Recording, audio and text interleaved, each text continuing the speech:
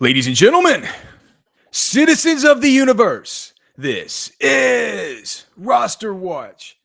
My name is Alex Dunlap here with the Trash Man for the Week 10 edition of the Roster Watch Waiver Wire Show. So pumped to be here with you today. Trash Man, can you believe it? Already to Week 10. I know, and all my hair isn't gray yet.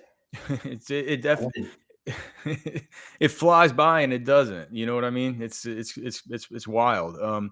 But so look, today, as we know, NFL trade deadline. We've already had the first kind of major fantasy piece go through, and I think we should probably start out with that and the ramifications, as opposed to going position by position. Of course, everybody knows you can go to rosterwatch.com, get the waiver wire cheat sheet. It has where Trash Man has these players slotted. I've edited it a little bit, but his recommended free agent bids and sort of the order in which we would be going about taking these guys off of the waiver wire this week. And I'm not sure it was I think it might have become a little bit of a big week, a week where you can spend up a little bit because of the trade of Jacoby Myers from the Raiders to the Jacksonville Jaguars now, with Travis Hunter being hurt and Diami Brown getting concussed and Brian Thomas Jr. running around acting like he's hurt. The Jaguars needed the help, and I thought coming into this week that Parker Washington was going to be the top pickup now, but with Jacoby Myers kind of going there and the way that he profiles out of the slot, I'm not sure that Parker Washington is going to be the priority ad so much as looking at what has happened on the Raiders side now with the vacated, a 20% target share from Jacoby Myers being vacated and where that's going to go. My initial suspicion is that people are going to do what I immediately thought about. And if Trey Tucker's available, they're going to go snatch him up and maybe pay up a good little bit. Yeah, that makes sense. We've seen Trey Tucker, blow up already this season, given the opportunity. And so if he's getting considerable targets every week and he has that kind of upside, especially if you're one of these teams that has lost one of these wide receivers. So it's not like he's gonna really see more routes, right? He's he's already one of these guys that's running 90+% of routes, right? Right, but he'll just be more of a priority in the. My question is, and that's what I initially thought, Trash Man. But here's the other thing. It's also, so I was looking over at the fantasy points data suite, and if you look at the first read percentage from Geno Smith for his receivers and his tight ends so far this season, Trey Tucker has been at a 22.6% first read percentage. Jacoby Myers is going to vacate a 25.2% first read percentage. Brock Bowers is ahead of both those guys whenever he plays at a 27.1% first read percentage. So Brock Bowers, of course, is going to continue as the kind of the leader here, I would imagine, in target share, first read percentage, all the rest of it. But I do think that even in the context of a bad team, it's like we saw Tyler Lockett get to play in his first game this last week for those guys. And I'm thinking, okay, if they're looking for somebody to go into the slot, maybe it gives Tyler Lockett some extra looks there. For me, I'm just not interested in picking up a player like Tyler Lockett off of waivers, unless I'm talking 16-team league stuff, right? Right. But who just came to mind, though, and just, after doing the fallout yesterday, and this was actually something I commented on, was Michael Mayer. They run a lot of 2 tight end sets in Vegas. Mayer, I think, had 7 targets this weekend. I think it was 7. So, he could be somebody that actually, becomes a more consistent streaming option at the tight end position. Yeah. So Michael Mayer, yeah, dude. He actually played a higher percentage of snaps than Brock Bowers. 7 targets on 83% of snaps versus the was that versus Jacksonville? So they just got to look at okay. Yeah. So I do think, though, man, just the guy with the dynamism, the guy that already has the built-in rapport, like Trey Tucker, I think he's out there in 60-something% of leagues. And if he's out there, I think that he would be I think that he's sort of like the cover boy of waivers this week, whereas I thought it would have been Parker Washington previously. The other guys sort of who could see some, I guess,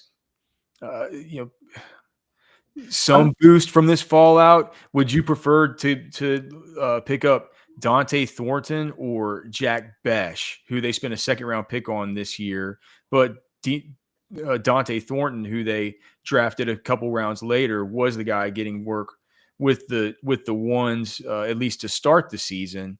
As far as what we've seen since then, Dante Thornton has almost tripled him up in targets per game, even though it's just like 2.7 targets per game versus 1 target per game on average for Jack Besh. The other thing is he's almost Dante Thornton's has thus far almost tripled Jack Besh up in route percentage. I will say though, you would think maybe that Jack Besh could be the guy that could pencil in to maybe play a little bit more out of the slot. But when you look at it, it's not the case. Jack Besh's slot rate this year has only been 32.8%, whereas Dante Thornton's been at 41.5%. So they've actually played Thornton out of the slot. And Thornton's a size speed kind of weapon. I'm with you, though, thinking maybe this just makes it to where there's more 12 personnel.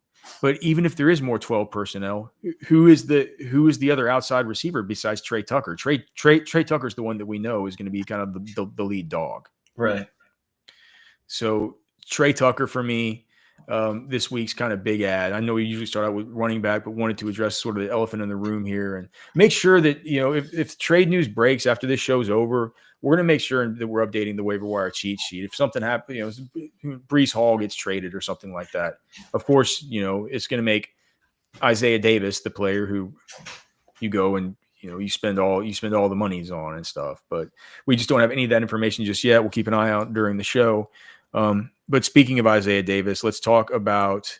Let me ask you this: do you think Jacoby Myers is going to play right off the bat? Is he just going to come in and play? I think so. I mean, he's a pro. I mean, he's a guy who I think can just slot right into the lineup, and he's got to get good enough head for football that I think he could do that. I wonder what the Jaguars have so many picks. I wonder what they're going to be, and even this was a pick swap. What was it, a 4th for a 6th, something like that?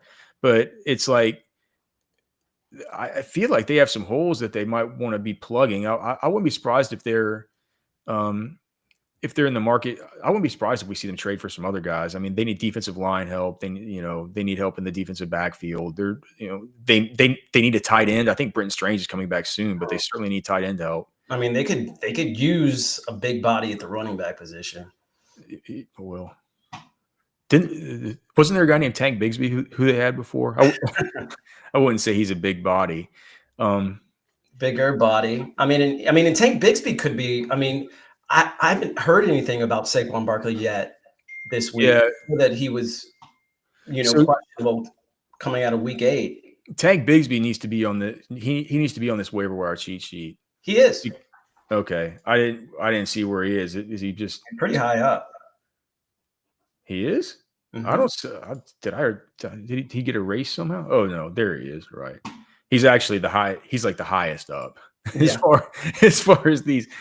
So you like Tank Bigsby this week better than guys like Tyler Algier, the usual suspects, the Bashal Tutons of the world. Bashal Tutin got in for a touchdown, but this is all dependent upon Saquon Barkley. If Saquon Barkley isn't practicing or he looks pretty questionable going into this weekend, and take Bigsby has to, there's a possibility that he starts for the Eagles, heavy running team, then yeah, he's the guy for me.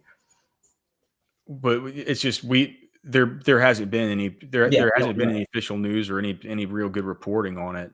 I mean, if you're a Saquon Barkley owner, you're probably going to want to get ahead of that. Now they do face this week. They're coming off a bye. Yeah. Right. Yeah. So, and then they have I think they have the Packers. So pretty difficult matchup for a 1 week rental type of thing. I mean, a Packers team that just got run on by Rico Dowdle.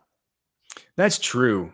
Gosh, what must Chuba's just like, man, my job is just gone. Every time this dude plays, we win big football games. Yeah. They have a winning record. The Panthers have a winning record right now. Thanks almost entirely to Rico Dowdle. If you look at Bryce Young's stats, there's nothing happening there. I wonder what the Cowboys would do to just have that guy back on their team. Not that Javante's been bad, but like, it's Yeah, only I a mean, 1 year their deal for running him. back isn't the problem for the Cowboys, right? Are they gonna have to extend him? I mean, they've already extended Chuba. It's a pretty team friendly deal that they have with Chuba, but it feels like you'd want to extend him, man. He's sort of become the identity of the offense. Yeah. It's like it. And then the other thing I want to ask you about, just getting back to Jacoby Myers, like, so did they brought in did they bring in Greg Newsome earlier was that Greg Newsome that they brought in, who was from the Browns? Yeah. So Greg Newsome is another guy like Jacoby Myers. Both these guys wanted new deals with their old clubs, and now they're gonna have to decide: are we gonna extend these guys? We should keep them through the rest of the year. Like, what are we gonna do? I'm very curious what happens once Jacoby Myers gets there into Jacksonville. I think he does probably slot right in as an immediate option, and we're gonna just have to see what goes on with BTJ and Travis Hunter and all the rest. We don't have any news yet about how Travis Hunter's imaging went on his. Oh, I saw something. It said it's not expected to be a long-term injury. Yeah, but did they say what level of strength? Like, all they said was they weren't, like, we don't know whether like, has IR been completely ruled out? No. It just feels like they said, like, the I mean, report. Hunter is on IR. What? He is on IR. Or okay, the reporting that I had seen was that he had. Let me see if I can find the quote. Was that he avoided the it was a non-contact thing that happened at practice, and he had avoided the worst. Right. So, but he's still on IR. Okay. Travis Hunter to IR, out for at least the next 4 weeks. But then the imaging was yesterday. Okay, so the AC. Okay. So what it was that the initial testing revealed that the ACL was intact, but they had to get further evaluations to see what it was. And to me, when I hear whenever I said earlier the whole IR thing, what I was trying to say is we'll see whether or not he's going to play again this season. Right. But it feels like the reporting, you and I both feel like the reporting is that he'll be back at some point. I mean, I think he'll go how the Jaguars go. If the Jaguars stay in it, then maybe they try to get him back on the field. If it seemed like a losing battle, I mean, why, run your Ferrari out there? Very interested to see what happens with this and with BTJ and stuff. Like, I wonder if at some point they're going to say that something's been wrong with him this whole time. Anyway, that's the Jacoby Myers stuff. He's not going to be available on your waiver wire. If he is, you should probably pick him up. Yeah. But if not, man, that's a lot of targets and a lot of decent air yard share and everything that's been vacated there in Las Vegas. I maybe saw him on my 10-team league this past week. Yeah, I mean, I'm sure in 10-team leagues he's been dropped, and depending on what you have on your roster with some of those short benches on 10-team leagues, I'm not even sure you'd want to go pick him up. Bigsby, Bashal Tootin, Tyjae Spears, all these guys, the Cardinals guys, and that even includes to some degree. Does that include Trey Benson for you? Should he be on there just in case he kind of pops back in these next few weeks? I have not heard anything about Trey Benson in recent history. Yeah, I think that he's probably Trey Benson. He's good, so he's probably I think he's eligible to come back in the next week or two. It just depends on how he's holding up. You had Terrell Jennings on here. What is this about? I mean, he had 11.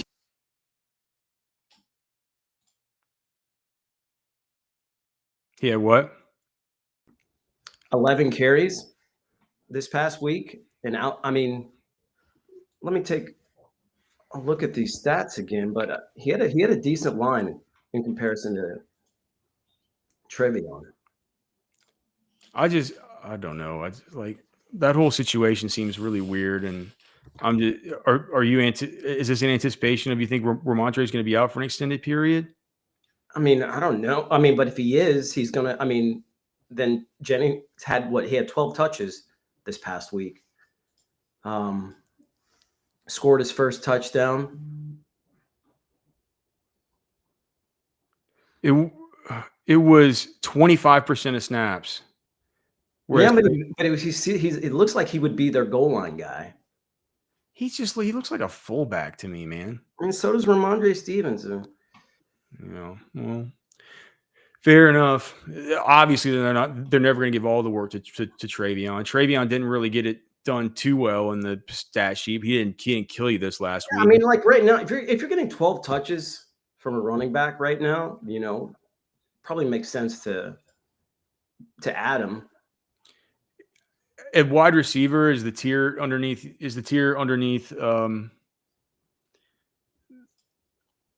Trey Tucker for you? Is it just Christian Watson kind of in his own tier before the rest of these guys, the Alec Pierces of I the mean, world? Alec Pierce, Josh Downs. I mean, both of those guys, I mean, are heavily involved. I mean, Alec Pierce had what, like, I want to say I had 14 targets this week. He was somebody who I had in our player props just because of the way that game is set up. Yeah, 13 targets. Yeah, it was a great game for him. And here's the thing: it's like, you know, on Prize Picks and the player props and stuff like that, they always said his over under for receiving yards like 41.5 receiving yards, and he's gone over it almost every game this whole entire season. The opposite of Keon Coleman. No, and then like Alec Pierce 2 games ago had 10 targets. So like it seems like it's a good high powered offense. Like he should be owned, man. He should be owned in fantasy right now. But do you like Christian Watson better with the fact that it looks like now we have Tucker Kraft is out for the season and now Matthew Golden's hurt? They are going to be getting Jaden Reed back at some point, we think. Yeah. No, like, yeah, Christian Watson, as he, gets healthier too, I think he's definitely somebody who can give us wide receiver 1 numbers on any given week. He had 2 big catches that he should have had in this last game, and one of them was on a pass interference. Yeah. Like he could have had a much bigger game than what showed up in the stat sheet for him. And they clearly see him as their big play sort of downfield threat. So Christian Watson, and dude, here's the thing: he's a guy that if you just talk to NFL types at events like the Senior Bowl or events like the Combine or stuff like that, you talk to scouts and stuff. They talk about him like he's a total stud. They're frustrated with him because he can't stay healthy. Yeah. No, we loved him at the and this is like pro scouts from other teams, not even his team. You know what I mean? Just saying he's one of the NFL's alphas.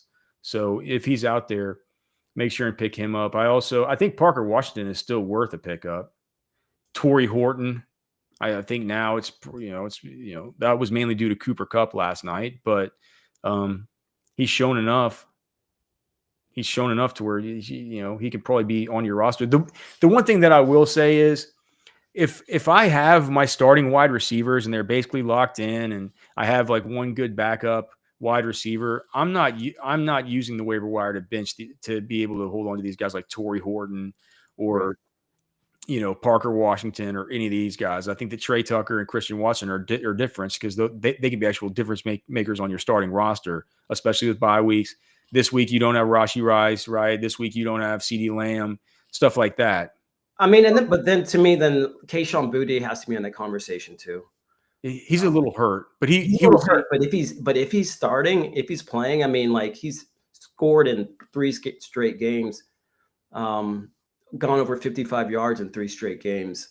He was saying in his private, I saw screenshots from his Discord server that he apparently has. Mm-hmm. He was saying in his Discord server that it's a minor injury, and he said he's going to be back pretty soon. So I mean, that's a guy that you can definitely plug in your flex on any given week. Yeah, and just hope for the best. Yeah. I will say though, just for general strategy perspective, you don't want to be having a bunch of these guys, these wide receivers or backup tight ends or backup quarterbacks on your roster right now. The guys you need on your roster right now are guys like Isaiah Davis, Blake Corum if he's out there, Devin Neal if he's out there. The whole thing with Jarrett Patterson is interesting to me, especially with Harbaugh saying that Omari and Hampton, they're going to open up his 21-day window in week 13. It's like we're going to go the whole season without seeing Omari and Hampton. So Jarrett Patterson's there starting to work behind Kamani Vidal. Kamani Vidal looked really bad yesterday. So I don't think he's and then Hassan Haskins is they put him on IR, right? Yeah. So Jarrett Patterson, Tyler Algier, Bashal Tootin, these types of players, right? These guys that are just one guy gets hurt, and there's Emmanuel Wilson, players like this, right? These are guys that need to be owned more than these kind of wide receiver fives, players like that. Tight end, Harold Fannon's still out there in a bunch of leagues. Colston Loveland went nuts. Now, how much that had to do with Cole Kmet leaving the game, no Luther Burden, who knows? But definitely, and the fact that they scored like 50 points as a team. But obviously, he showed out, and he's a rookie that we should expect to be coming along. It really silenced all the critics that talked about what a bad pick he was to take over Tyler Warren this week. Theo Johnson's out there. He's developing a really good chemistry with Jackson Dart. Those are the ones you could spend up a little bit on. But I think that Luke Musgrave, maybe for the Packers, is somebody who I would look at if I was looking for a kind of a budget for. I mean, he's not going to replace Tucker Kraft. He's not that kind of player, but no one's going to. No one can, except like the only guy you could drop in to replace him 1-for-1 would be like a Brock Bowers or a Tyler Warren. No one has the yards after catch of Kraft. I hate it that we lost Kraft. Yeah. At quarterback, I mean, Flacco's still out there. Is he? Yeah, I think he is. I checked it earlier, and I added him on the sheet because I thought he was under 5%. 52%. Yeah. So Flacco, I mean, if he's out there, you're going to want to go get Flacco. He's only connected to, I guess T. Higgins did get a little bit banged up. That's why there's a little bit of interest in Andre Josivach this week. But he's just got such good weapons, and just the pure pass attempt volume is just so high. And then if they're available on your waiver wire, the Cleveland Browns were dropped a bunch last week because they were on bye. But if they are available, they're playing the Jets this week, and you're going to want to play them. All right, Trash Man, it's time for the game.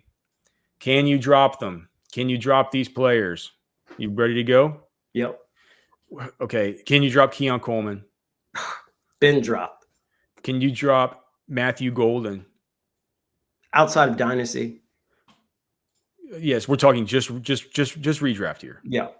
Chuba Hubbard. Yeah. Ja'Cory Krosky-Merritt. I don't want to yet, but I mean, you could. Jordan Mason. Yeah. They asked about Jacoby Myers before the trade, so you're not dropping Jacoby Myers, right? No. Xavier Worthy going on bye. You can drop him. Here's a tough one, man. Or is it tough? Can you drop Kyler Murray? Yes.